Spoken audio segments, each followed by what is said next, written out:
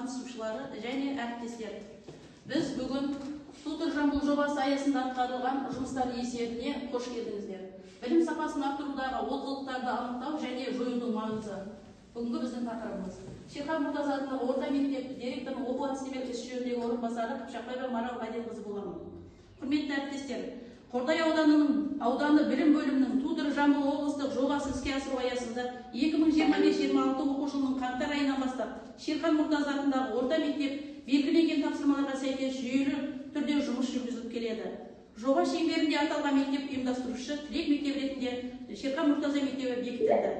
Тьюторлық қолдау көрсету мақсатында Шерхан Мұртаза атындағы орта мектепке Аспендияров атындағы орта мектеп, Шоқан Уәлиханов атындағы орта мектеп және Шәкәрім атындағы орта мектептермен тығыз әрі жүйелі жұмыс жүргізу міндеті жүктелді.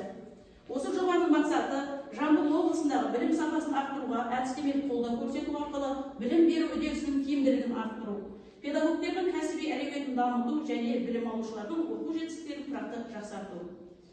Алдымен біз Тьютор жобасын бастамастан бұрын мектеп әкімшілігімен бірлесе отырып фокус тобын құрып алдық.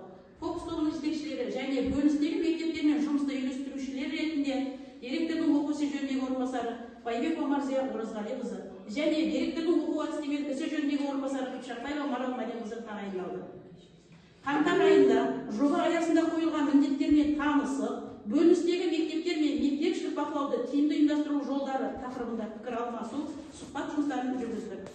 Жұмыс барысында білім сапасын арттыру үшін ең алдымен негізгі пәндер бойынша білімдегі олқылықтарды анықтап, нақты жоспар құрып, жүйелі жұмыс жүргізу қажеттігін айқындап алды. Осыған байланысты әдістемелік қолдау қажет ететін пәндер мен бағыттар нақтыланды.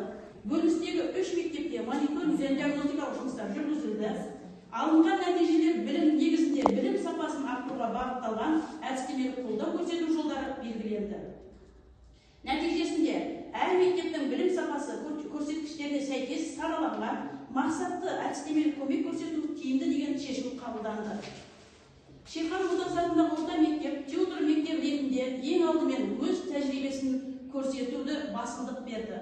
Осы мақсатта үлгі ретінде өзіміз бөліністегі 3 мектептің педагогтерін шақырып, әдістемелік көмек үлгі ретінде іс тәжірибе алмасу жұмыстарын ұйымдастырып алдық. 2026 жылдың 18 ақпанда бөліністегі мектептер арасында ынтымақтастықты нығайту және жағымды ахуал қалыптастыру мақсатында кешенді іс-шара өткізілді. Аталған іс-шара аясында кем келген элементтер ұйымдастырылып,